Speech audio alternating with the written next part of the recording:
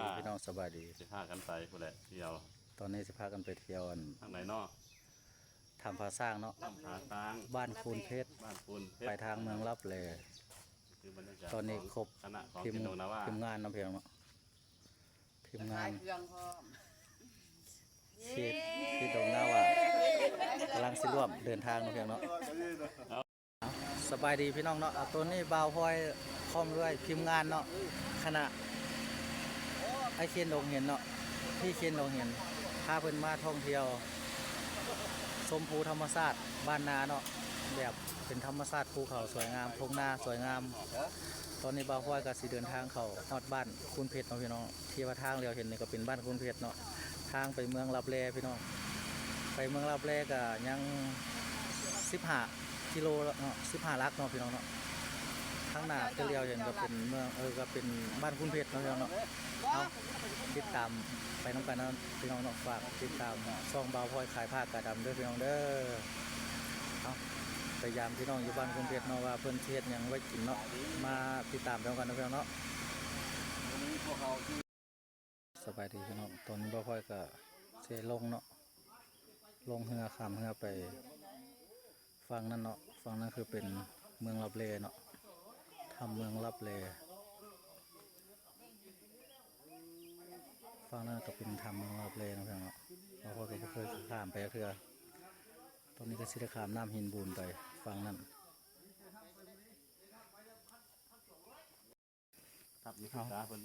กำลังสิลงเรือเนาะพี่น้องพอก็สิไปเมืองลับแลเนาะกระตือบ้านนาข้ามน้ำหินบูนกำลังลงเรือตอนนี้ทีมงานไปน้ำกันกับ3-4 คนเนาะเพราะว่ามากันหลายคนแต่เขาเจ้าบุกไปเนาะเพียงเนาะเขาเจ้าย่านยางบรอดไม่แต่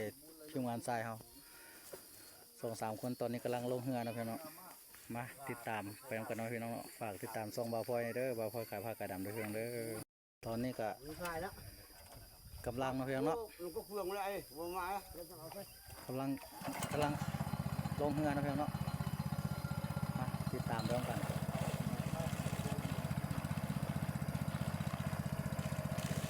ข้ามไปที่เมืองลับแล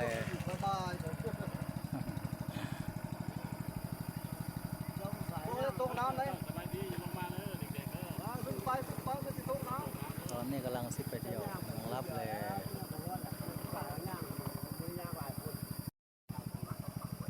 ชมธรรมชาติกันเด้อพี่น้องเด้อ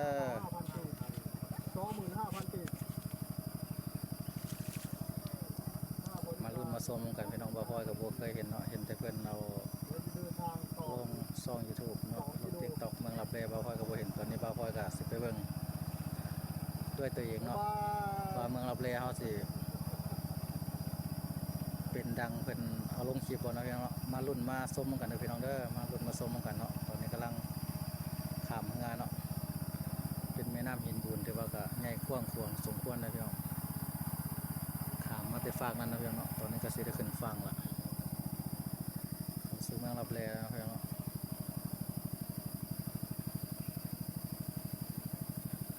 ตอนนี้ก็หอดฝั่งพอดีแหละ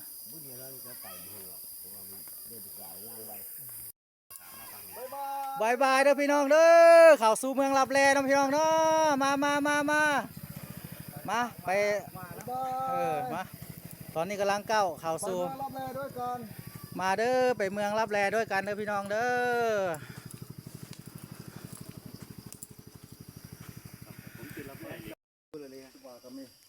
สบายดีเป็นจังไดเนาะลงมาแต่ถามลับแลแล้ววันนี้เป็นจังไดรู้สึกว่าน่าได้เมื่อยบ่หรือว่าพบไปพบมาได้บ่เนาะพบไปพบมาเนาะสิเมื่อบ้านไหนเนี่ยไปบ้านเพชรครับเข้ามือโอเคขอบใจนี่บ่าวพลอยกับพวกญาติทานเพิ่นก็ออกมาจากถ้ำลับแลเนาะเพียงเนาะเมืองลับแลเนาะกระตึบลับแลเนาะบ่าวพลอยก็หาแต่มาฮอดนี่มาลุ้นมาชมกันเนาะพี่น้องเนาะว่าบ่าวพลอยสิไปฮอดขั้นตอนใดเนาะบ่าวพลอยก็บ่เคยมาจักเทื่อพี่น้องเลยเป็นจังได๋ยะครูเมื่อยบ่พบไปพบมาอยู่บ่แม่นพบไปพบมาเนาะน่าจะมาอีกสักรอบน่าจะมาอีกรอบเนาะเอาโชคดีเพิ่นก็มาท่องเที่ยวกันเนาะยะครูเพิ่นก็มาท่องเที่ยวมาเมืองลับแลเนาะคือผู้ทำลับแลกระตึบเนาะ เป็นจังไดสบายใจบ่จะปู สบายใจ เนาะเห็นเราสบายใจเนาะตอนนี้ก็คือเริ่มต้นเนาะตอนนี้ใช้เวลาเดินทางเข้าเมืองรับแลเนาะเพียงเนาะ โตคนมานอน เริ่มปากคนเลยเพิ่นแล้ว เพิ่นก็พวกเพิ่นมาก่อนมาเที่ยวเพิ่นก็ใจกลับเนาะไปพิมพ์เราก็กำลังเข้าไปเนาะเพียงเนาะ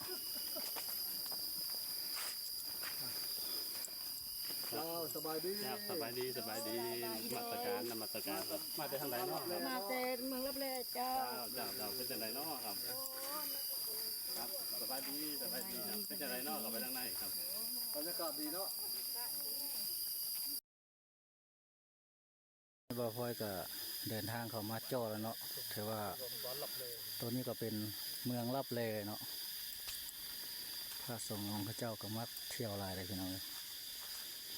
ตัวนี้ก็เป็นเขตดินเมืองรับแลเนาะพี่น้องเนาะใกล้สิฮอดปากถ้ำแล้วพี่น้องเอ้ยเอาบายดีพี่น้องตอนนี้ก็ถือว่าอยากใกล้แล้วเนาะอันนี้ก็เป็นถ้ำเนาะพี่น้องเนาะธรรมชาติคือถ้ำเมืองรับแลเนาะพี่น้องเนาะสวยงามดีตอนนี้บ่าวพลอยเขามาฮอดเมืองรับแลแล้วเขาปากถ้ำเนาะพี่น้องเนาะตอนนี้ก็เลยกำลังย่างมาเขาปากถ้ำเนาะตอนนี้คือว่าเขาปากถ้ำเมืองรับแลเนาะพี่น้องเนาะ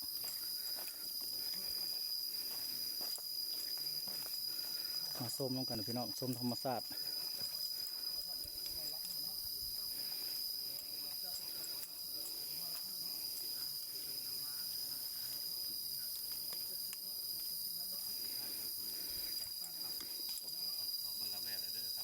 พี่ฝากเกิบ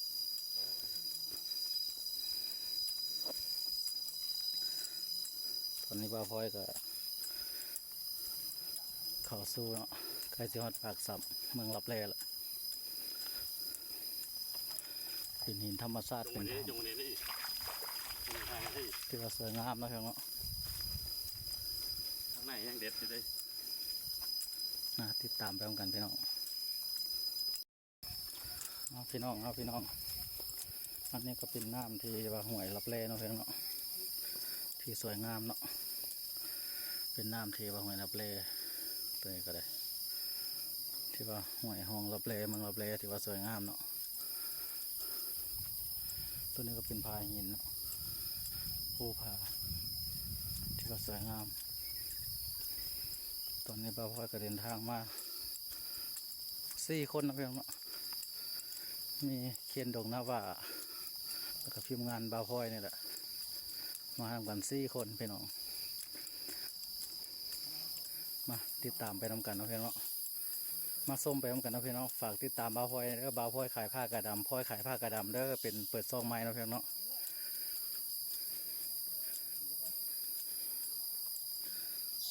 มาเที่ยวส้มเมืองรับแลกันนะพี่น้องอันนี้เป็นน้ำเป็นหอยหองนะพี่น้องเป็นหอยเป็นห้องน้ำที่ไหลลงมาจากเมืองลำเลนะพี่น้อง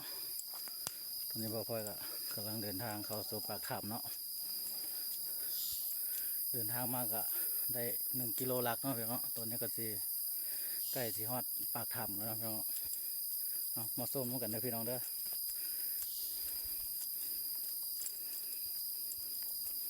เขาถ้าต้นนอกตลอดเนาะอ่ะเนาะตอนพระสงฆ์องค์นี้มีวัดเนาะ เอาพี่น้องใกล้สิเข้าสู่ปากถ้ำแล้วพี่น้อง มาเที่ยวนี่ให้กูมาไถนาได้เฮาอยู่เนาะ มาเที่ยวมาเบิ้งมาดูมาชมแท้ๆมาเห็นด้วยตาด้วยพี่น้องเนาะ กินหลอดไปยังโรงพยาบาลรับเลยนะครับต้องรอดทำอีกจักกิโลอ่ะ กิโลกว่าๆนะ ยังจากนี่กิโลหนึ่งเข้าในถ้ำประมาณกิโลหนึ่งคนว่า เป็นน่าจะไปหอดจุดหรือว่าเขาหลอดปากทำนะครับ นี่ก็เป็นทางเข้าเมืองลับแลพี่น้องเนาะใกล้แล้วพี่น้องเลยจับจอมโมก็มาแล้วมาลุ้นมาตามกันเนาะพี่น้องเนาะมาชมกันเด้อครั้งแรกในชีวิตเด้อบ่าวพลอยได้เข้ามาเที่ยวมาชมเนาะธรรมชาติแต่ว่าบรรยากาศก็สวยงามเลยแดดกับโบแห้งเนาะพี่น้องเนาะฝนก็ย่อยเป็นบางช่วง อนนี้ก็สิก้าวสู่ปากถ้ำเนาะพี่น้องเนาะกำลังเดินทางเข้าไป แต่เดี๋ยวเฮาสิมันบ่มีภาระเฮาจะว่าเฮาสิบ่สู้เราเป็นภาระไปจักสู้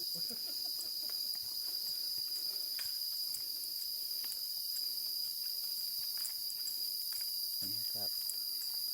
สดใสงดงามเลยเนาะ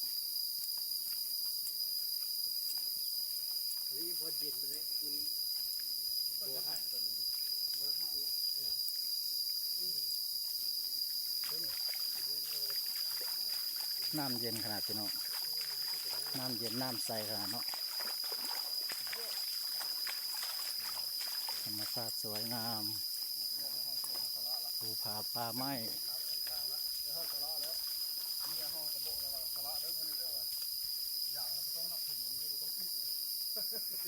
ทางเมืองรับแลพี่น้อง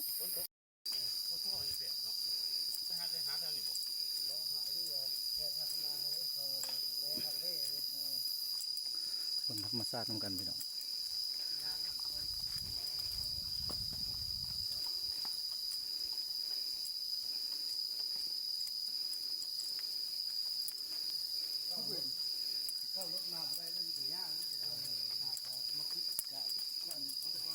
ต้นนี้เป็นน้ำนะครับเนาะ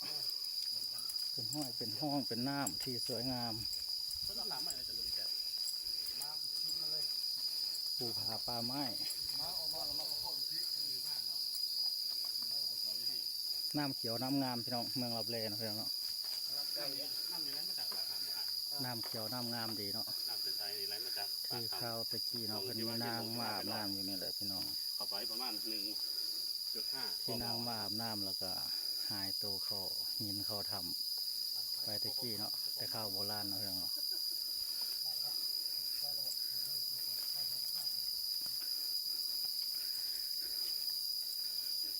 เห็นดงหน้าบ้าเดินหน้าก้าวหน้าไปเรื่อยๆพี่น้องใกล้สิฮอดปากถ้ำแล้วตอนนี้เมืองลับแลพี่น้องเลยแข่งคำม่วนเมืองคูนคำ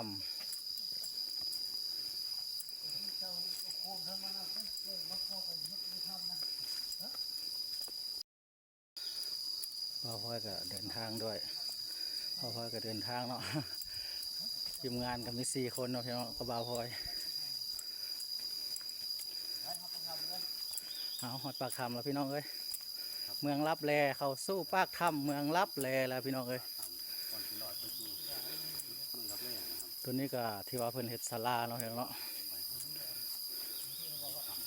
ศาลาที่ว่าคนขามมาน้ำมาเตหดมาหอดนี่ก็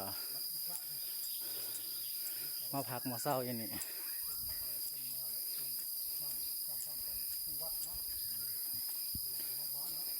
ถ้าเขาไปนั่งนี่คิดออกเดี๋ยวแบบที่ต้องรอทำนั่นบอกศาลานะครับ ตอนนี้เป็น สถานพระพุทธรูปนะครับ สถานที่ว่าพระสงฆ์ของพระเจ้ามากับมาพักมาเศร้าอย่างนี้เนาะพี่น้องเนาะมาจำศีลนี้เนาะ ให้น้องเข้าสิมาปักมาเก้าได้นะครับ ที่ว่าเป็นปากถ้ำเขาเมืองลับแลเนาะพี่น้องเนาะตอนนี้บ่าวพลอยก็มาฮอดแล้วเด้อตอนนี้ปากถ้ำเขามาที่ว่าเมืองลับแล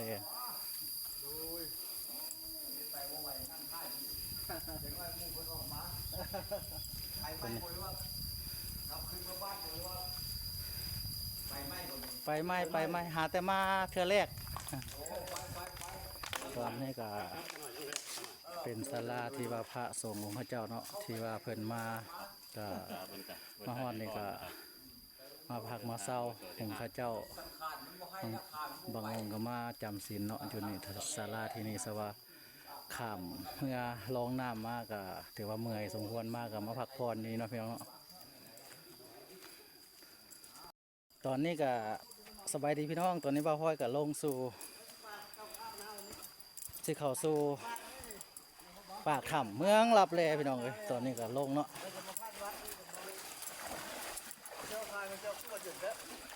อาบบ่เด้พี่ถ่ายไหมพี่ถ่ายผมหนะพี่ เย็นสบายดีพี่ เย็นสบายดีน้ำธรรมชาติน้ำเมืองลับแลพี่น้องบ่าวพลอยตะมาฮอนมาถึงมาอาบเลยพี่น้องโอ้เย็นดี เจ้าที่เจ้าฐานเจ้าภูมิที่นี่เด้อขอโทษขออภัยหลายขอขี่เมียขอเที่ยวขอไปเด้อพี่น้องเจ้าที่เจ้าฐานเด้อลูกหลานมันก็บ่เคยมาจากเถื่อเนาะถือว่าน้ำก็เย็นดีพี่ไทยพี่ เย็นมากพี่ เย็นมากคักหลายเย็นดีหน้าเมืองรับเลเฮาสบายดีพี่น้องมาอาบน้ำกันเด้อพี่น้องเด้ออาบน้ำเมืองรับเล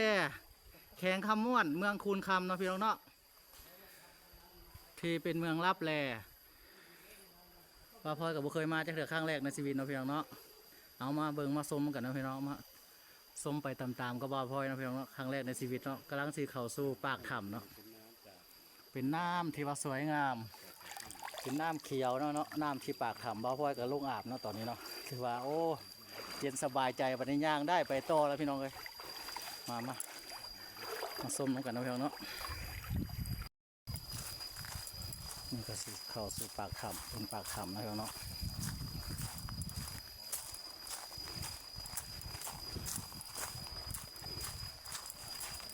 น้ำเขียวงดงามดีพี่น้องเลย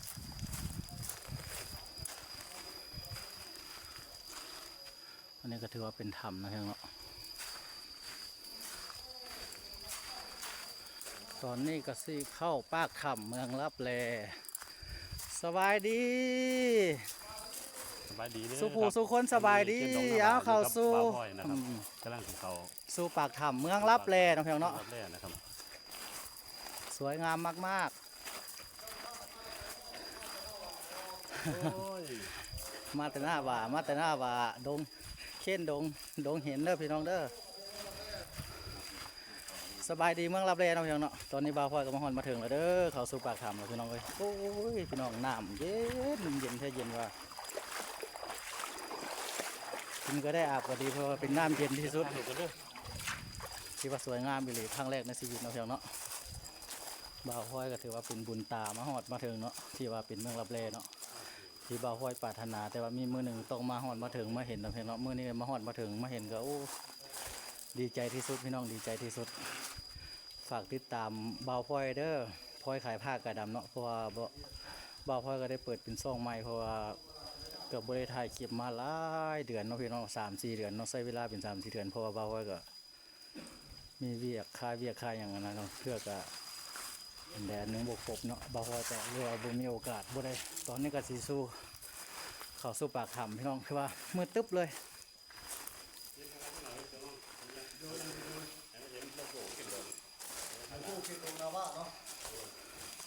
บ่าวห้อยก็ได้มาเที่ยวครบคณะเคนดงนาว่าบ่าวห้อยขายผ้ากระดำตัวนี้ก็อยู่ที่ปากถ้ำเมืองลับแลเนาะสิเข้าไปในแต่โคมเขาพี่น้องเดี๋ยวมืดตึ๊บ เขาออกนะแม่อันนี้ก็ดีให้มันหลายคนเลย ปากถ้ำเมืองลับแลเนาะพี่น้องเนาะ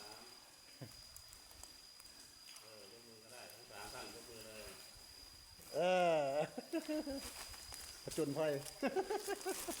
ของแท้มากับดง มาจากเคน เคนดงเห็นนาว่า เคนดงนาว่า เคนดงนาว่าที่ประเทศไทยตอนนี้มาฮอดเมืองลับแลแข่งคำม่วนเมืองคูนค โดย ำมายามบ่าวพลอยขายผ้ากระดำเนาะพี่น้องเนาะที่ประเทศลาวเพิ่นว่าดีใจร้ายเพิ่นว่าดีใจบ่บ่าวเพน ดีใจครับ ม่วนบ่เย็นสบายบ่ธรรมชาติสวยงามบ่ เจ้าง่องพร้อมนะครับ คือแบบบ่าวพลอยก็เป็นคนที่ว่าพาเที่ยวบ่าวพลอยพาเที่ยวก็ว่าแม่น ไอ้คุณเพชร ที่ ไอ้เขตบ้านคุณเพชร ไอ้คุณบ้านคุณเพชร เพิ่นเป็นใกล้พาเที่ยวพาเลาะผู้นำพาออกหน้าออกตาเพราะว่า มาให้ค่อยอันหนึ่งวันนี้ เขาใส่ว่าเพิ่นคุ้นเคยเนาะเพิ่นเนาะตอนนี้ก็สิสู่เข้าถ้ำเมืองลับแลเป็นเวลาอยู่ 12 โมงเนาะพี่น้องเนาะแต่ว่าต้องได้ใต้โคมพี่น้องเพราะว่าในถ้ำเนี่ยมันจะบ่มีหม่องมันจะมืดเนาะพี่น้องเนาะแต่ว่าตอนนี้ก็เวลา 12 โมงเนาะ ลูเอา แต่ว่าต้องได้ใต้โคมพี่น้องกาเกียมใส่หัวโคมแต่ว่าบ่าวห้อยนี่บ่ใส่ดอกเพราะว่าบ่าวห้อยหั่นตาแจ้งตาใสดี แต่ว่าทุกคนเพิ่นต้องได้ใส่หัวโคมเนาะพี่น้องเนาะบ่าวห้อยเพราะว่าเพิ่นต้องได้ใส่หัวโคมเข้าไปในถ้ำเพราะว่ามันจะมืดเนาะพี่น้องเนาะทุกคนต้องได้ใส่โคมแต่ว่าบ่าวห้อยบ่ได้ใส่ ปากถ้ำทางเข้าหมู่บ้านรับแลนะครับครับก้อนเข้าไป5ต้องใส่โฟมนะครับเพราะว่าเข้าไปด้านในนี่จริงๆ มืดนะครับ แม่น สามารถเห็นได้เด้อครับ บ่สามารถย่างได้บ่สามารถเห็นหงได้เนาะพี่น้องต้องใส่โคมเนาะเพราะว่ามืดเอาครั้งแรกในชีวิตเนาะพี่น้องเนาะไปช่วยกัน เอาใจช่วย ตอนนี้ก็เป็นเวลาอยู่ 12 โมงกับเว้นเนาะพี่น้องเนาะแต่ว่าเขาในถ้ำต้องได้ใส่โคมเพราะว่ามืดน้ำก็สิอยู่ปากถ้ำทางเขาเมืองรับเลเฮานี่ก็เพียงหัวเข่าเนาะพี่น้องเนาะเพียงหัวเข่าเพื่อบ่าวพลอยมาฮอดมื้อนึงก็เป็นบุญเนาะเป็นบุญของบ่าวพลอยเนาะที่ว่าได้มาฮอดมาถึงเกิดมาก็บ่เคยเห็นจักเทื่อเนาะน้ำก็ถือว่าเพียงของเขาเนาะตอนนี้เวลา 12 โมงกับเว้นเด้อพี่น้องเด้อแต่ว่าเขาในปากถ้ำนี่ต้องใส่โคมเนาะพี่น้องเนาะใส่โคมไฟสายเมียงถ้าบ่ใส่โคมไฟสายจะบ่เห็นหุงเนาะพี่น้องเนาะเพราะว่ามันทางในมืดหลายพี่น้องมืดหลายมาไปค่อยๆย่างพี่น้อง มืดหลายเด้อ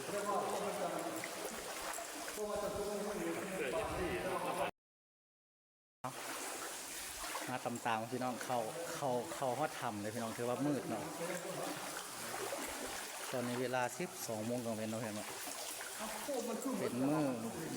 มือวันพฤหัสเนาะมื้อนี้เนาะพี่เนาะวันพฤหัสเนาะมื้อนี้เนาะวันพฤหัสวันที่5เด้อพี่น้องเด้อเป็นมื้อบ่าวพลอยมาฮอดเมืองลับแลเนาะตอนนี้ก็เวลาอยู่ 12 โมงพี่น้องเอ้ยแต่ว่าเขามาในถ้ำมืดหลายไปใต้โคมเนาะพี่น้องเนาะใต้โคมเข้าไปเลยตอนนี้น้ำก็เพียงของเขาเนาะมานํกัน4คนพี่น้องมาด้วยกัน4คนอ้ายมา4คนพี่น้องเอ้ยฝากติดตามด้วยพี่น้องเนาะฝากติดตามพลอยขายผ้ากระดำนะเป็นซ่องใหม่เนาะพี่น้องเนาะโอ้ยบ่เห็นหงบาดนิทาคนนี้เด้อพี่น้องเอ้ยมืดตึ๊บเลยโคมบ่มีเดิมืดเลยพี่น้องเอ้ยบ่เห็นหงตอนนี้บ่าวพลอยบ่เห็นหงซาวดาวไปรอบบานเพราะว่าบ่มีโคมเนาะเพิ่นคือว่าเขามาในถ้ำนะพี่น้องเนาะมานํกัน4คนพี่น้องทรายเบิดเนาะบ่มียิงจักคนนะพี่น้องเด้อทีมงานมากันหลายคนแต่ว่าเขาเจ้ามาบ่ได้เป็นผู้ยิงนะแบบว่าเขาเจ้าก็นึงมาก็ยันยางบ่ไหวเพราะว่ามันจะมืดเนาะบ่ไหวก็จะเข้ามาตัวนี้เป็นในถ้ำพี่น้องเนาะคือว่าบ่เข้ามาได้นี่บ่ฮู้มื้อเว้นมื้อคืนเลยพี่น้องถือว่าดำปึ๊กเลยตอนนี้เวลา 12 โมง 10 นาทีเนาะพี่น้อง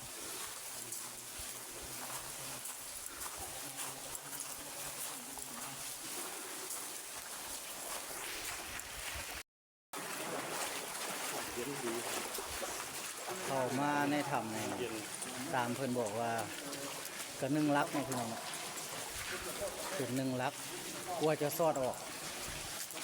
บ่าวพลอยก็บ่เคยมาว่าสิซอดออกทางใดบ่าวพลอยก็บ่เคยมาดอกในทีมงานมาก็มี4 คนเนาะตามเพิ่นเว้าก็ประมาณ1 ลักนี่ก็ใส่กับชั่วโมงหนึงจะซอดออกเพราะว่าเขาปักถ้ำใช้เวลาก็ชั่วโมงหนึงพี่น้องจะสิซอดออกจักสิออกจุดใดเบื้องนั่นแหละบ่าวพลอยก็บ่ฮู้คือกัน ไปตามใกล้น้ำหนาเนาะมีใกล้น้ำหนาพี่น้องคนบ้านคุณคำเฮาเนี่ยคนบ้านนั่นผู้ บ้านคุณเพชร บ้านคุณเพชรเฮานี่แหละใกล้น้ำหนาพี่น้องในที่ว่านบ่าวพลอยกับมากัน3 คนเคนดงหน้าบ่า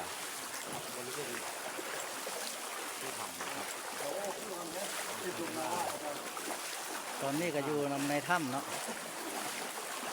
อ้ายมา4 คนฝากติดตามพลอยขายผ้ากระดำเด้อแล้วก็ กมนะครับ อ้ายมา4 คน ขายน้ำมาน้ำเทพเลยครับ แต่ว่าเขามาในนี่พี่น้องบ่ฮู้ว่ากลางคืนหรือกลางเว้นเพราะว่ามืดบ่เห็นหุงเลยพี่น้องเลยต้องใส่แสงโคมเนาะ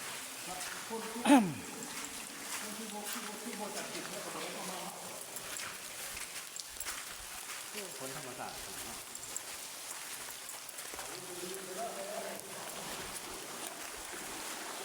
น้ำธรรมชาติ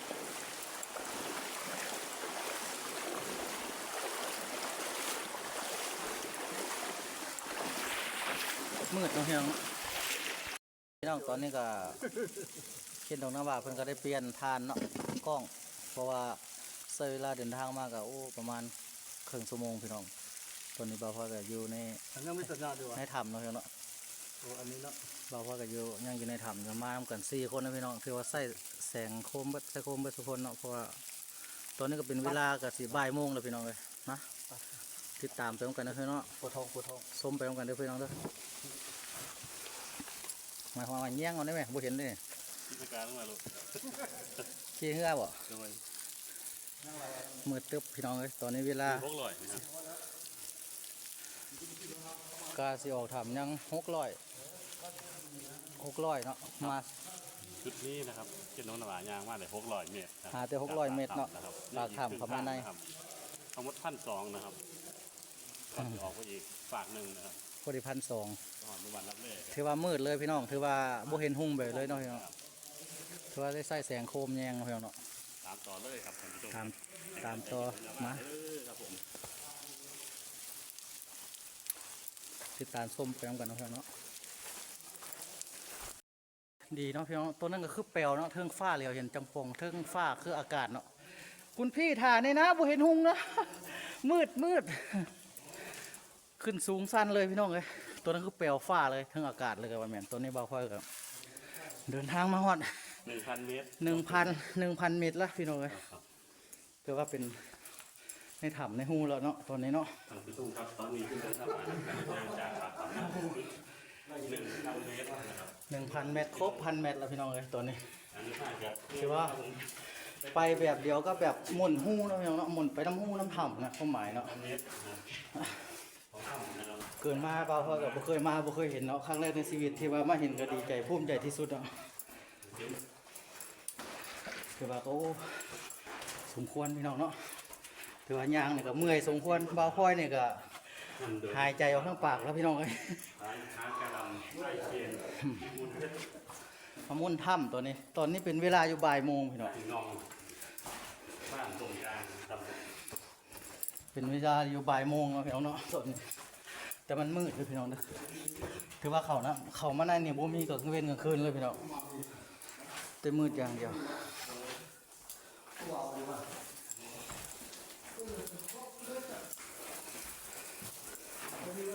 ถือว่าครบพันเมตรเนาะเขามาใช้เวลากับชั่วโมงหนึ่งตอนนี้ก็บ่ายโมงปลายแล้วโซกทางออกไปพี่น้องไปตามเลิบตามอย่างนี้แหละเพราะแต่ลมมัน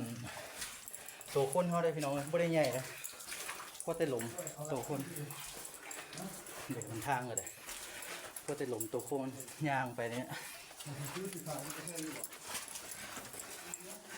ว่ามืดนะพี่น้องเนาะถือว่าหนทางถือว่าได้ใส่แสงคมแยงเลยพี่น้อง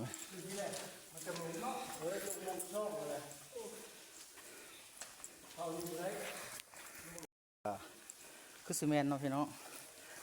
บ่ค่อยก็เหลือเห็นเป็นคือแปลวเนาะพี่น้องเนาะคันที่ว่ารอดทำออกมาตอนนี้ก็คือซีเมนต์ทางออกแล้วพี่น้องเลย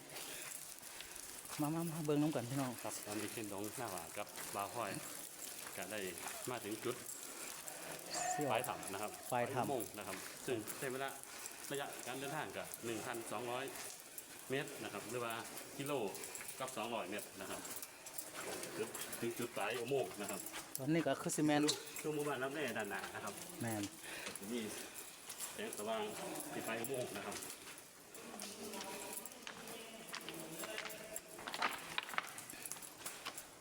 ถือว่าครบ1,000 กิโลเนาะพี่น้องเนาะ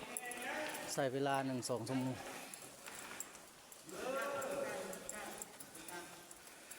โชคดีเด้อโชคดีเด้อโชคดีค่อยไปค่อยมามาน้ำกัน4 คนครั้งแรกในชีวิตพี่น้องเอ้ยบ่เคยมาจ้าคือบ่าวค่อยกันเลยมาให้หูเห็นเนาะพี่น้องเนาะตัวนี้ก็ถือว่าสิซอดสิปากถ้ำแม่นละพี่น้องเอ้ยถือว่าสิเห็นแจ้งสว่างแล้วนะตัวนี้เนาะ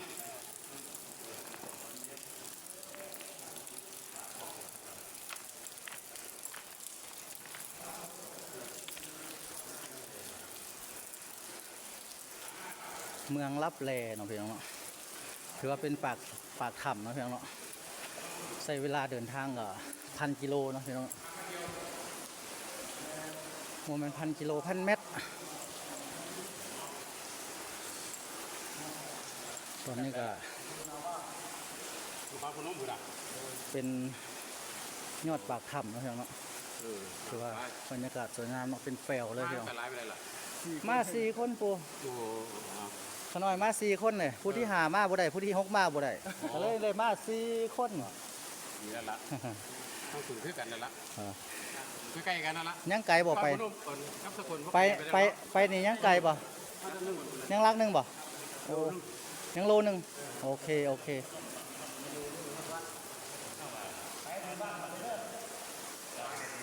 เด้อครับเด้อต่อไปเลยครับผม ดีพี่น้องตอนนี้ก็ออกสู่ปากถ้ำเนาะพี่น้องเนาะบ่พ่อยก็ออกสู่ในถ้ำมาแล้วเนาะพี่น้องตอนนี้ก็สิไปเมืองลับแลเนาะพี่น้องเนาะไปวัดไปบ้านลับแลตอนนี้ยังลักหนึ่งก็ฮอดบ้านลับแลเนาะพี่น้องเนาะมาส้มน้ำกันพี่น้องมาส้มน้ำกันโอ้เมื่อยหลายพี่น้องเลยใช้เวลาเดินทางออกองค์มุงเขาถ้ำเมื่อกี้ก็ถือว่าพอสมควรเนาะ1 ลักก็แสดงว่าเรียกว่า1 ชั่วโมงผมได้พี่น้องเพราะว่าเราได้เลาะตามน้ำตามห้วยนะเพราะว่าอยู่ในมันจะโบเห็นหงโบเห็นฝ้ายเห็นฟืนโบเห็นแสงสว่างเนาะพี่น้องเนาะมันจะมืดตึ๊บเลยพี่น้องเลยไต่โคมเนาะตอนนี้บ่าวพ่อก็ได้ออกมาถือว่าสิเข้าสู่บ้านลับแลวัดลับแลตอนนี้ใช้เวลามากก็ถือว่า1 ชั่วโมงแล้วเนาะมาติดตามส้มไปพร้อมกันพี่น้องว่ายังโดนไปได้บ่ค่อยสิฮอดบ้านลับแลเมืองลับแลเนาะสภาพบนทางก็ไปแล้วไต่ก้อนหินยองไปแบบนี้แหละก็เริ่มเติบตับไปจังซี่แล้วเนาะพี่น้องเนาะก็ถือว่ายากพอสมควรเพิ่นก็มากันหลายคนเนาะแต่ว่าบ่าวพลอยพิมพ์งานบ่าวพลอยมา4 คนเนาะพี่น้องเนาะ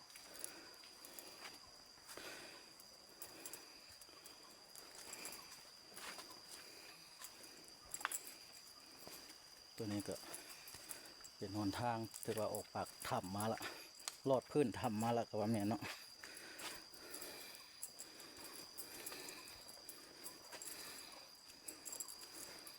เข้าสู่บ้านลับแลแล้วบัดนี้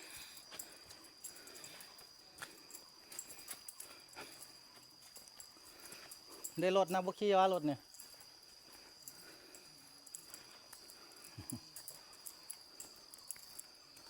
อันนี้ก็เป็นหนทางเนาะพี่น้องถือว่ารถไถก็เขามาฮอดเนาะเขามาฮอดนี่จากนี่รถไถอันเป็นเขามาฮอดนี่เนาะพี่น้องเนาะตอนนี้บ่าวพลอยสิเดินทางไปบ้านลับแลเมืองลับแลเนาะ ตอนนี้ก็บ่าวพลอยก็ลุยน้ำคือเก่าตามเคยเนาะเข้าสู่เมืองลับแลแล้วพี่น้องเนาะใกล้สิฮอดละยังประมาณ60 เมตรเนาะพี่น้องเอาพี่น้องยังประมาณ1 กิโลเนาะพี่น้องเนาะก็ฮอดบ้านลับแลเนาะบ่าวพลอยก็สิไปให้ฮอดมื้อนี้ไปเบิ่งว่าบ้านลับแลเมืองลับแลเป็นจังไดเห็นแต่น้ำคลิปเนาะพี่น้องเนาะบ่าวพลอยก็มาด้วยพิมพ์มาพร้อมพิมพ์งานเนาะก็บ่เห็นจักเทื่อเห็นแต่น้ำคลิปใน YouTube ที่เพิ่นถ่ายบ่าวพลอยก็สิมาเบิ่งตัวจริงว่าโอ้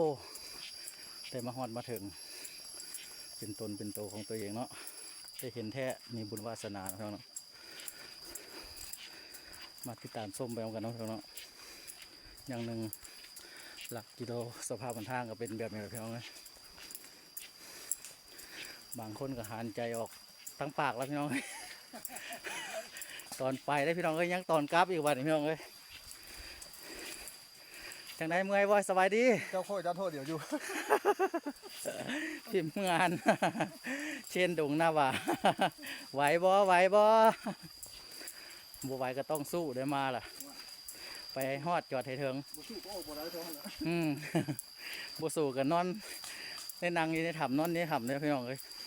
ราะว่าก็ใช้เวลาถือว่าโดนเติมเนาะพี่น้องเนาะตอนนี้ก็บ่ายโมงครึ่งเนาะเพราะว่า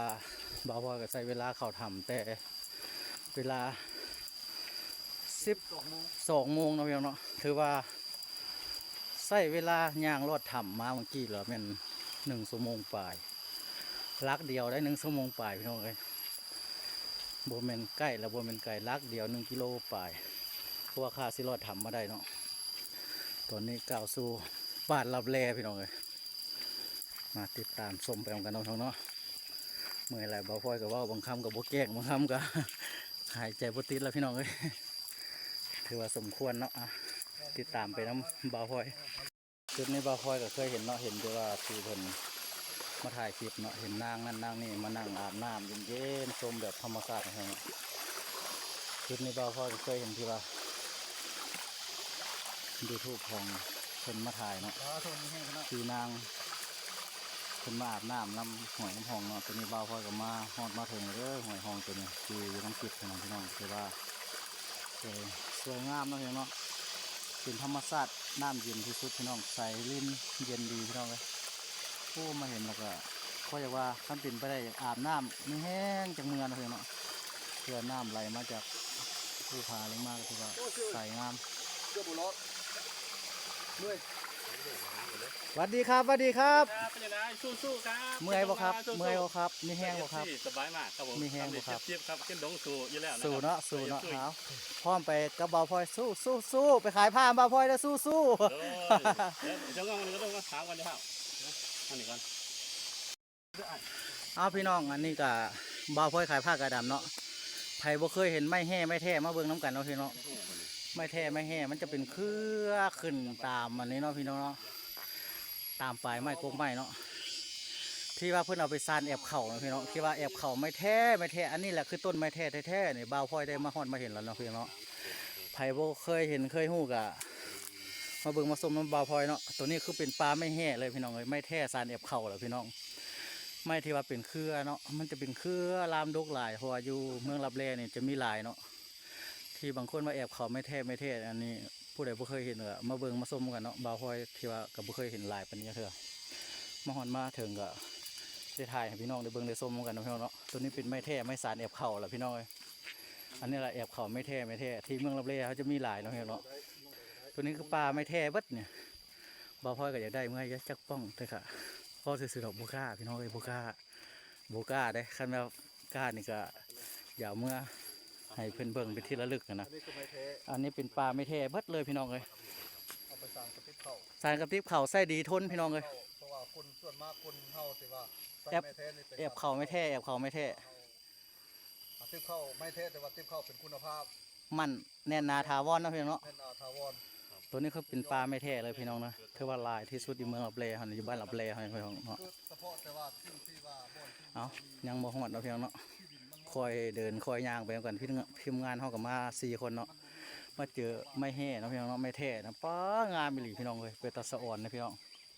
ว่าพ่อก็บ่เคยเห็นจักเถื่อครั้งแรกในชีวิตลำใหญ่ลำยาวอีหลีพี่น้องเลยเด้เป็นไม้แท้เขียวงามสานแอบเขาทนเหนียวมันจะเป็นเครือนะพี่น้องเนาะลักษณะเป็นเครือเอาไปสานแอบเขาติบเขาไส้เนาะคืออยู่เวียงจันทน์บ่เนาะพี่น้องอยู่ทั่วประเทศลาวเนาะมาด้วยกัน3-4ทีมงานปลาไม่แท้ แต่ว่าเมื่อต้องผ่านนี่ งามพี่น้องเลยตัวนี้แห้งงามลำงามพี่น้องเลยไม่แท้พอพ่อเห็นก็สอนเด้สานแอบเขานะพี่น้องเนาะเทือดงนี่ก็มีแต่ไม่เปื่อยไม่แห้เนาะแต่ว่าตัวนี้ก็เป็นทางเมื่อเมืองลับแลเนาะพี่น้องเนาะบ่าวพ่อหาแต่มาครั้งแรกชมธรรมชาติน้ำกันเนาะพี่น้องเนาะมาเบิ่งว่ายังโดนยังนานบ่าวพ่อสิฮอดเมืองลับแลบ้านลับแลสิเป็นอะไรเพื่อนพี่น้องเนาะสิพยายามพี่น้องบ้านลับแลเนาะพี่น้องเนาะเมืองลับแลสบายดีพี่น้องเนาะตอนนี้บ่าวพ่อก็นำมาเรื่อยๆเนาะพี่น้องเนาะตอนนี้ก็เบิ่งข้างหน้าก็ขึ้นว่ามาจุดนี้เนาะพี่น้องเนาะก็สิมีวัดบ่เพิ่นว่าบ่าวพ่อก็บ่ฮู้เนาะมาเบิ่งนํกันแม่นวัดบ่คือว่าเฮือนบ่าวพ่อก็บ่ฮู้เนาะตัวนี้ก็เป็นเมืองลับแลเนาะถ รรมชาติก็สวยงามบ่าวพลอยกับบ่เคยมาครั้งแรกในชีวิตเนาะมาเบิ่งมาติดตามกันนะพี่น้องเนาะติดตามชมกันนะพี่น้องเด้อว่าสิเป็นวัดหรือเป็นเฮือนนะพี่น้องเนาะบ่าวพลอยก็บ่มั่นใจเลย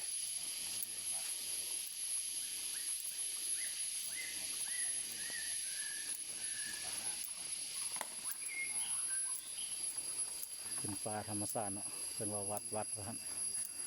บ่าวพลอยก็สิมาเบิ่งว่าเป็นวัดหรือเฮือนบ่าวพลอยก็บ่มั่นใจเนาะที่ว่าเป็นบ้านรับแลวัดรับแลเนาะพี่น้องเนาะ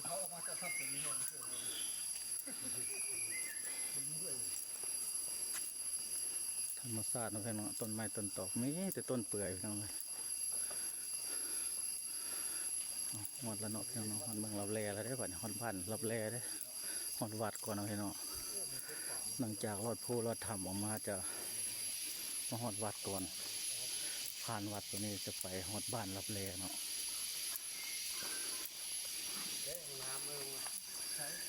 ตรงนี้เป็นเมืองรับแลบ้านรับแลพี่น้องเลยเงียบขนาดพี่น้องสิบ่มีคนอยู่บ่พี่น้องเลยบ่เห็นคนเลยเงียบขนาดเย็นซอยว้อนมีแต่แมงไหม้พี่น้องแมงกระเบื้องบ่เห็นคนพี่น้องเลยเห็นแต่เงินเห็นแต่บ้านเขาเจ้าก็มีโบราณมี2-3 หลังเนาะมี2-3 หลังคาอยู่จุดนี้เป็นว่าจะคุมวัดบ่มาเบิ่งน้ำกันบ่าวพลอยกับบ่เขาบ่มั่นใจว่าจะเป็นวัดหรือบ้านเนาะโอ้เป็นวัดเพราะว่าเห็นคือซีเมนต์เมข่าวแหละประธานฮอดแล้วเด้อพี่น้องบ่าวพลอยฮอดแล้ววัดรับแลเนาะพี่น้องเนาะ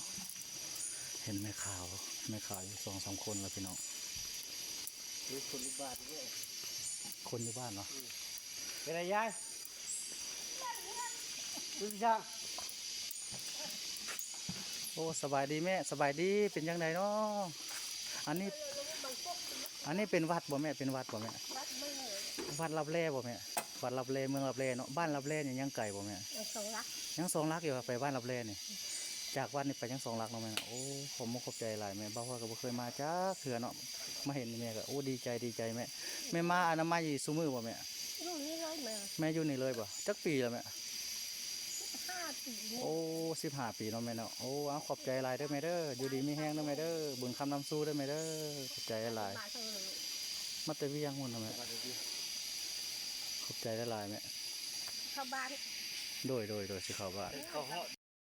สบายดีพี่น้องบ่าวพ่อก็เดินทางมาฮอดถือว่าเป็นวัดรับแลเนาะพี่น้องเนาะตัวนี้เป็นสถานที่วัดรับแลเนาะถือว่าวัดเป็นวัดป่าเนาะธรรมชาติสวยงามพี่น้องมาดูมาชมกันพี่น้อง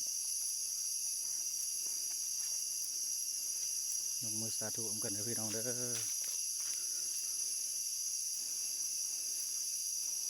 ถือว่าเป็นวัดรับแลเนาะพี่น้อง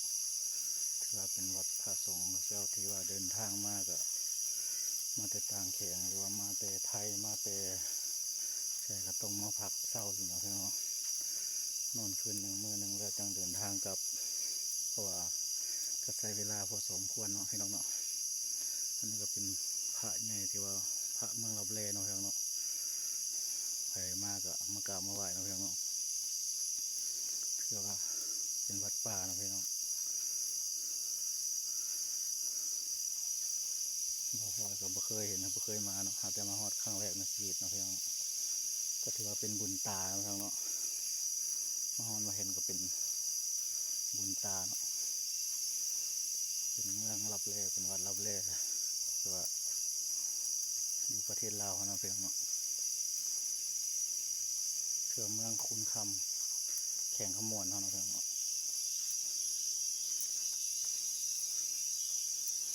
บ้านนี้ตอนนี้บ่าวพลอยก็เป็นเวลาอยู่บ่ายโมงนะพี่น้องถือว่าบ่ายโมงครึ่งละบ่าวพลอยก็สิได้ไปเมืองรับแลต่อเนาะพี่น้องเนาะมาลุ้นมาชมกันว่าบ่าวพลอยสิไปฮอดบ้านรับแลเนาะพี่น้องเนาะเดินทางเข้าสู่บ้านรับแลมาดูมาชมกันเลยพี่น้องเด้อ เราเพื่อที่เดินทางเข้าไปบ้านรับแรงย่างอยู่ซองลักเนาะพี่น้องเนาะก็ถือว่าจะได้ขึ้นผู้ที่เหลียวเห็นนี่แหละวางปลายไม้พี่น้องสูงๆเนี่ยผ่านผู้หน่วยนี้ไปก็ในซองลักก็สิใช้เวลาประมาณ2 ชั่วโมงกระหอดเนาะพี่น้องเนาะย่างเลยพี่น้องบ่มีรถบ่มีรางเลยถือว่าเป็นผู้เป็นผาป่าดงธรรมชาติเนาะถือว่ายากไปเพราะว่าก็สิใช้เวลาอยู่ประมาณชั่วโมงหรือ2 ชั่วโมงมาลุ้นกันว่าบ่าวพอสิฮอดบ้านรับแลจักชั่วโมงเนาะพี่น้องเนาะ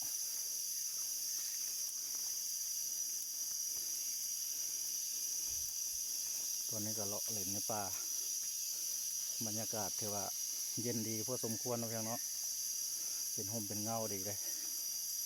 เรามาหอดจุดนี้บ่าวพอก็รู้สึกว่าโอ้สบายใจสิ่งที่อยากเห็นสิ่งที่ปรารถนาไว้บ่าวพอปรารถนาไว้อยากเห็นอยากฮู้ได้มาหอดมาถึงทามีบุญหอดยอดถึงเลยบ่าวพอสิมาบ่าวพอได้เว้าไว้เนาะแต่ว่าตอนนี้ก็บ่าวพอได้มาหอดมาถึงเนาะเป็นวัดรับแลเนาะพี่น้องเนาะต่อไปบ่าวพอจะเดินทางเขาบ้านรับแลบ้านนี้ถือว่าก็เป็นจุดสุดท้ายเนาะเขาบ้านรับแล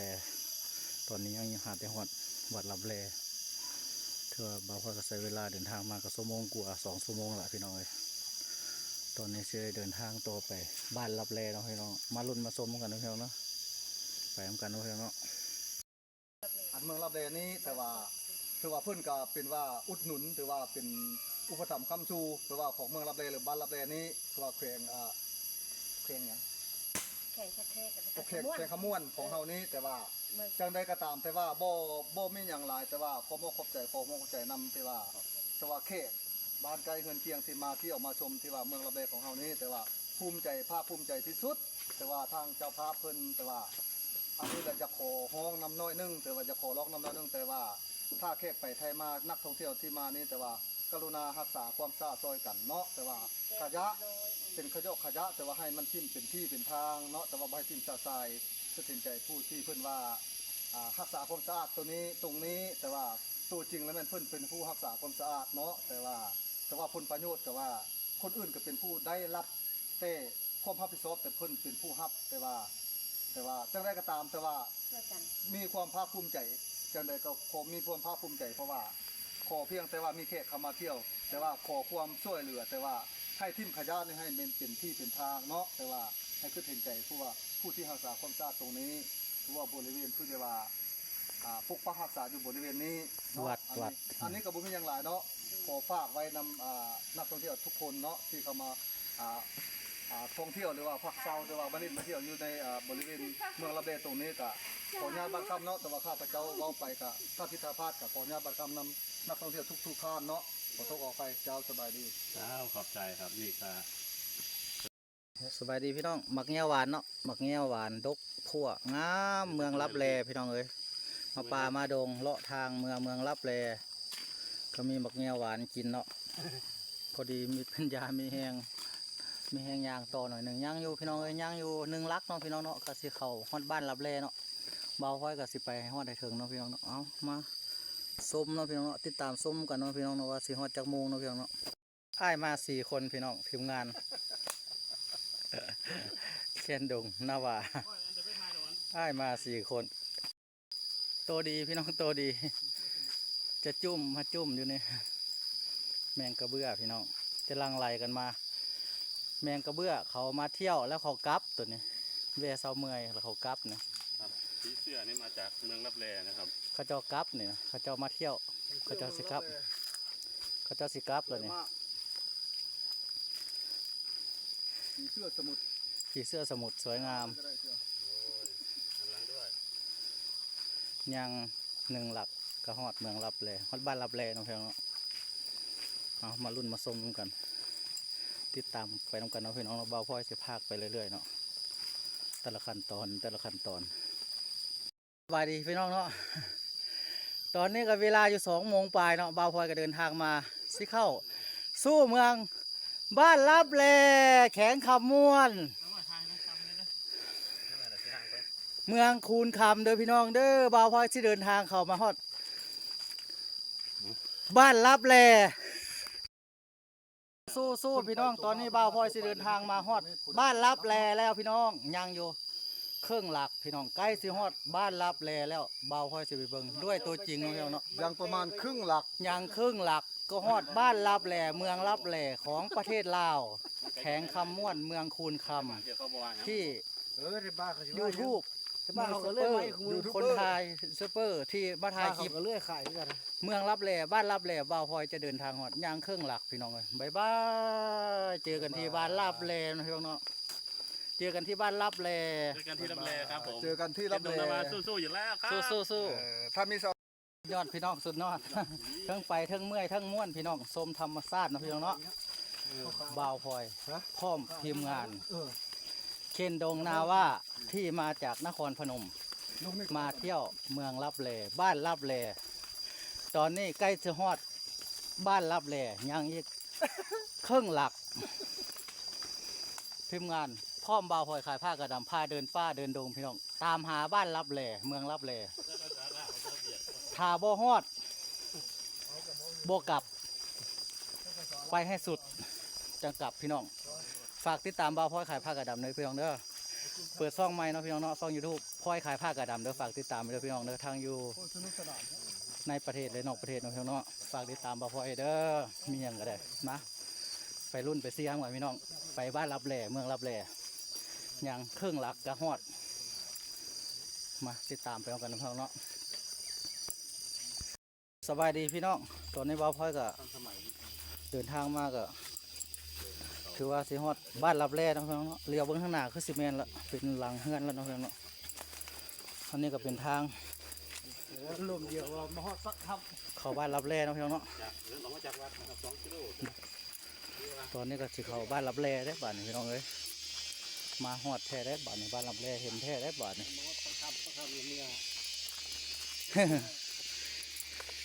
ของแท้ได้บ้านนี้นี่เป็นทางที่ว่าเข้าบ้านรับแลเนาะเลี้ยวเห็นก็เป็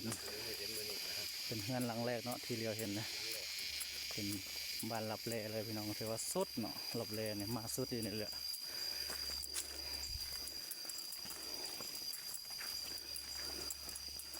หันทางเขาเนาะตัวเนาะลุยเลย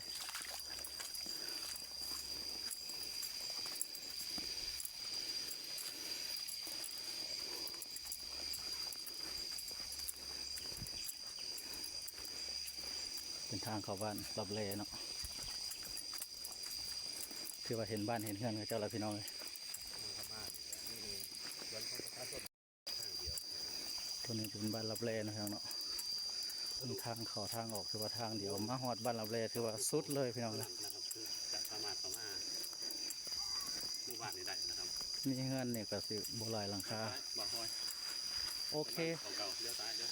อันนี้บ้านใหม่ เจ้าขอท้ายบ่ เจ้าบ้านใหม่มาบริเวณนะครับ นี่ก็เป็นหนทางเข้าเนาะพี่น้อง หมู่บ้านนะครับ ทางเข้าหมู่บ้านรับแลเฮาเนาะตัวนี้เนาะบ่พอยก็ถือว่าเดินทางมาฮอดจุดที่คาดหวังไว้ว่ามีโอกาสเวลาสิมาเที่ยวบ้านรับแลเมืองรับแลเนาะคือตอนนี้บ่พอยก็มาฮอดบ้านรับแลพี่น้อง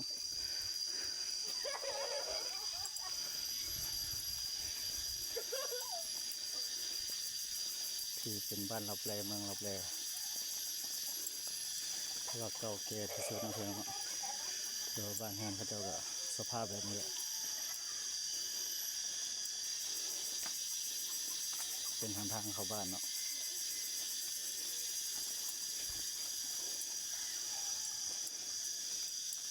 มีงัวมีควายเนาะเป็นน้องน้ำถือว่าเป็นตัวนี้ก็เป็นบ้านเขาเจ้าเนาะงานเก่าบ้านเก่นะเพื่อนเนาะงัวควายหลายถือว่าก็เมืองรับแลบ้านรับแลถือว่าบ่าวพลอยก็ได้มาถึงจุดนี้ก็ถือว่าสุดในบ้านนี้เนาะทางออกก็ไม่ทางเดียวทางเข้าก็ไม่ทางเดียวทางออกทางเข้าถือว่ามีทางเดียวเนาะเพื่อนเนาะถือว่าสุดเลยสุดซ้ำนี่แหละบ้านของโบราณคนไหนพี่น้อง นี่ก็คือบ่ฮอด40หลังคาสมบ่พี่น้องเอ้ยเบิ่งตามสภาพทีมงานบ่ฮอยก็มานํกันก็3-4 คนนี่มาจนฮอดจนถึงเนาะพี่น้องเนาะ สัตว์เลี้ยงก็คือ ก็ถือว่าสุดยอด ที่ก็ถือว่าพี่น้องก็หลังคาเฮือนก็บ่ได้หลายเพราะเสมอก็มีประมาณอยู่สิบ่ฮอด20หลังพี่น้องประมาณ10ปลายนี่ก็ซาเบิ่งเลยปลาห้อยเบิ่งเลยเพราะว่าตัวนี้ก็เรียกว่าเป็นโซนระบบนะพี่น้องบ้านรับเลเมืองรับเลแท้ๆตัวนี้ เป็นสัตว์เลี้ยงของประชาชนนะครับบางทีเรียกว่ากระบือหรือว่าควายนะครับมันจะเลี้ยงไว้แล้วก็ปล่อยนะครับพวกอะไรที่ขังที่บ้านเฮานะครับเป็นปล่อยเลี้ยงธรรมชาติส่วนมากจะเป็นกล้วยเผือกหรือว่ากล้วยดอนนะครับละลายนะครับ ถือว่าบ้านรับเลเขากับเบิดซ้ำนี่แหล้วนาะเพื่อนเนาะเพราะว่าบ่าวก็ได้มาฮอนมาถึงแล้วเพราะว่าที่บ่เคยมาจะเที่ยวเนาะมาที่ฮอนในครั้งแรกคือว่าสิ่งที่อยากเห็นอยากฮู้เนาะบ่าวก็ได้เดินทางมาฮอดแล้วเนาะเพื่อนเนาะเมืองรับเลบ้านรับเลนะเพื่อนเนาะคือว่าตอนนี้ก็เวลาอยู่3 โมงนะเพื่อนเนาะบ่าวก็เดินทางออกจากขี่เรือเนาะบ่าวพ่อยกับขี่เรือมาหันเวลา12 โมงตอนนี้ก็เวลา3 โมงถือว่าบ่าวพ่อยก็เดินทางมาฮอดบ้านรับแลแล้วเนาะถือว่าเป็นบ้านสุดท้ายแล้วแต่พี่น้องความคิดว่าสิมาให้ฮอดให้เห็นให้ถึงก็บ่าวพ่อยก็ได้มาฮอดมาถึงแล้วตัวนี้เนาะถือว่าเป็นบุญตาเนาะ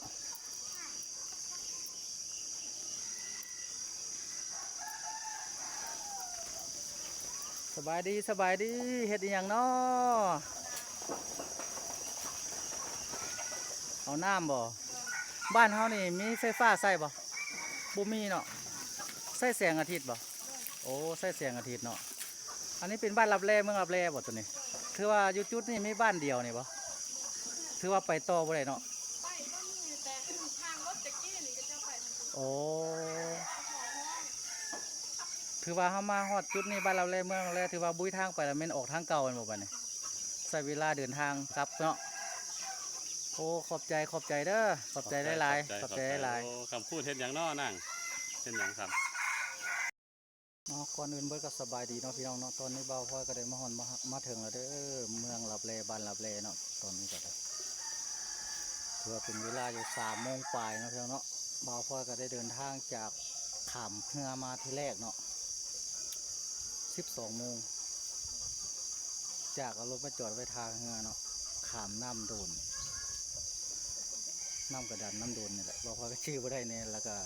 ย่างจากท่าเรือเนาะจนมาฮอดเดือนนี้มาฮอดเมืองรับแลบ้านรับแลบ่าวฮอดอยู่ตัวบ้านรับแลตัวนี้พี่น้องเวลา3 โมงเนาะคือว่าก็สุดเลยพี่น้องบุ้ยทางไปต่อเลยพี่น้องมีแต่กลับคืนที่ว่าบ่าวฮอดย่างมาเนาะแต่ว่ากลับคืนที่ว่าเบิดคักเลยบัดนี้ฮอดบ้านรับแลเมืองรับแลถือว่ากลับบ้านบ่าวฮอดก็สิได้กลับคืนแล้วเนาะ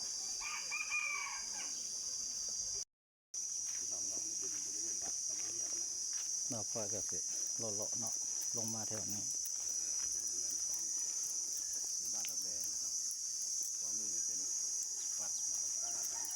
ทีนี้ก็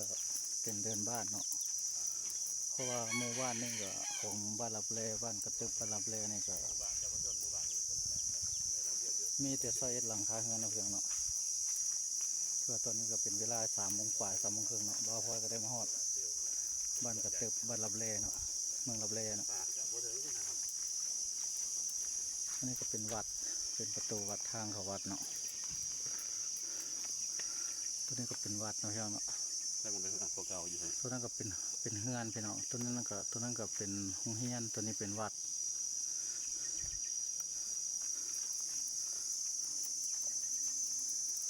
อันนี้ก็เป็นเดินหน้าบ้านซุมโซนบ้านเขาเจ้าเนาะเทื่อเบิดนี่มีแต่21หลังคาเฮือนพี่น้องเทื่อ21หลังคาเฮือนในหมู่บ้านตัวนี้ไฟฟ้าบ่มีเนาะพี่น้องเพิ่นจำเป็นต้องใช้แสงอาทิตย์เนาะพี่น้องเนาะ เป็นไฟหุงใต้ยามมื้อแลงยามมื้อคืนเนาะในหมู่บ้านนี้มีเสาเอ็ดหลังคาครับ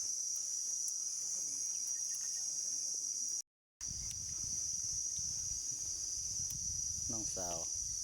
สาวเมืองลับแลยิ้มงามๆเด้อบ้านกระตึบบ่บ้านเฮาเนี่ยนางบ้านกระตึบบ่ เมืองรับแล บ้านกระตึบเมืองลับแลอยู่ที่หนาวบ่นางหนาวบ่ร้อนแม่นบ่ได้ออกไปบ่เจ้าได้ออกไปนอกบ่ บ่ บ่เดือนหนึงก็บ่ได้ออก2 เดือนบ่ได้ออกเคยออกไปบ่ 15ค่ำไปจ้ะ โอ้ นี่บ่เคยไปนอนสิจ้ะเอาไปซื้อ 15 ค่ำไปเทื่อนึงเนาะ เลย ใช้เวลาไปกลับนี่ประมาณจักชั่วโมงกลับออกไปประมาณจักชั่วโมงต่อมื้อหนึง 3 ชั่วโมงเนาะไปกลับเนาะขี่รถไปบ่หรือว่าไง เสื้อกระย่าง เนาะ พวกนี้แล้วเขาก็จะกระขึ้น แม่นว่ะขึ้นรถไถหน้าบ่ เลย โอ้เป็นตาแซ่บเนาะ ร้านอยู่ดีเลย เอาไปขายบ่เอาไปกินฮะ เอาไปกิน มักไฟบ่ เลย อ๋อ ต้องให้ซะมาหน่อย ยิ้มงามเด้อยิ้มงามๆจังหน่อยเบาห้อยสิแจกติ๊บให้เนี่ยแจกติ๊บให้สาวเมืองรับแลนี่นะ